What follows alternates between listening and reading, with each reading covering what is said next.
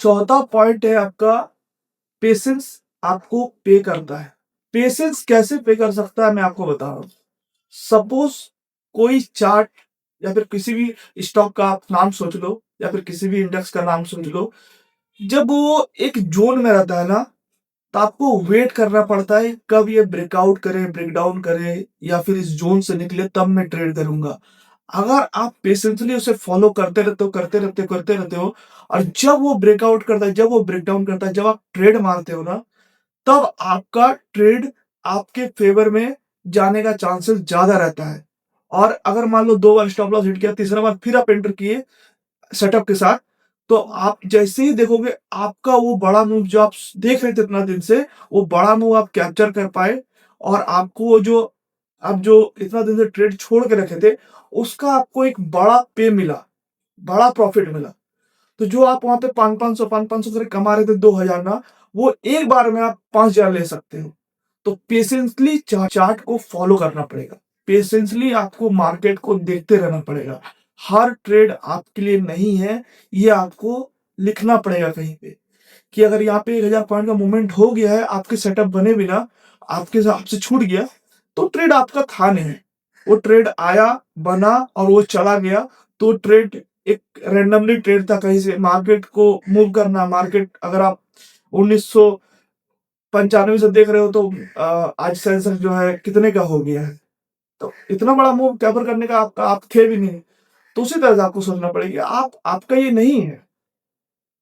Market बना ही है move करने के लिए, वो किधर ना किधर मूव करेगा जरूर। जब तक आपका सेटअप पे आपको ट्रेड ना मिले, आपको कन्विक्शन ना मिले कि मुझे ये ट्रेड करना है, इतना स्टॉप लॉस लगेगा और उसके एवरेज में इतना प्रॉफिट मिलेगा, तो अगर वो नहीं बनता है तो वो ट्रेड आपका नहीं है। इस बात को आपको कहीं पे लिख लेना पड़ेगा।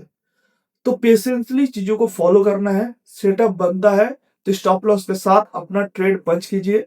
बहुत इजी लाइन है ये सब चीज।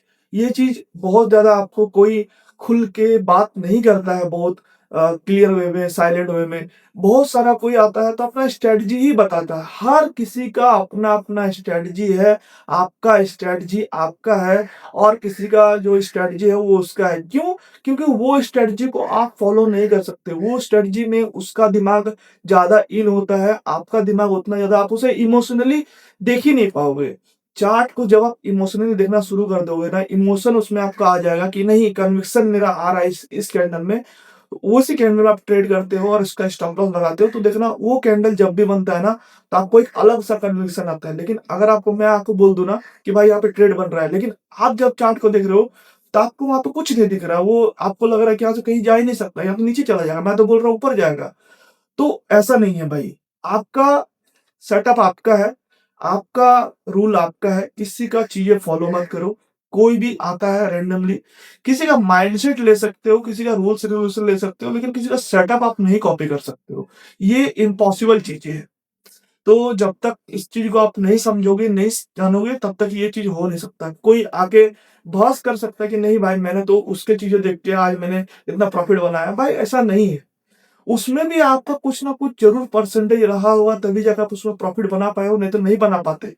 कोई भी आपको अगर बोल देगा कि मेरा ये स्ट्रेटजी है, ये में लगा लो और ऐसे ऐसे ट्रेड करके आपको दिखा देगा, वो ट्रेड करके दिखा सकता है। लेकिन आप जब ट्रेड करने जाओगे ना, लाइव ट्रेड खुद से जब ट्रेड करोगे अकेले में, तो वो ट्रेड में आपको उतना कन्विक्शन आएगा ही नहीं आएगा।